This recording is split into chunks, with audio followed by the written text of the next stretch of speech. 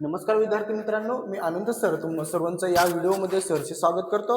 आपण आज पाहणार आहोत फक्त 2 मिनिटांमध्ये NMS रिझल्ट 2025-26 पाहायचा कसा। तर बघा, तुमच्या मोबाईलवरती या 2च मिनिटात सांगतो, गुगल वरती जा। गुगल हे तुम्हाला तुमच्याकडे सर्वांकडे ॲप असतेच।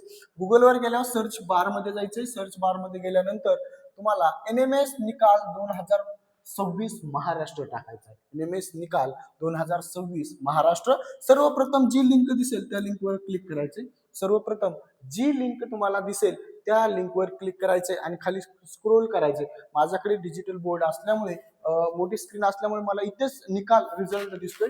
जर तुम्हाला दिसत नसेल तर तुम्ही खाली स्क्रोल करू शकता आणि खाली तुम्हाला निकाल रिझल्ट दिसेल। निकाल रिझल्ट वर क्लिक करायचे। निकाल रिझल्ट वर क्लिक केल्यानंतर तुम्ही जर खाली स्क्रोल केला, मोबाईलची स्क्रीन छोटी असते त्याच्यामुळे तुम्हाला खाली निकाल कसा पाहायचा हे दिलेलं असेल। बघा, इथं आल्यानंतर तुम्हाला सीट नंबर आणि तुमचा 11 अंकी सीट नंबर आणि आईचे नाव टाकायचं आहे।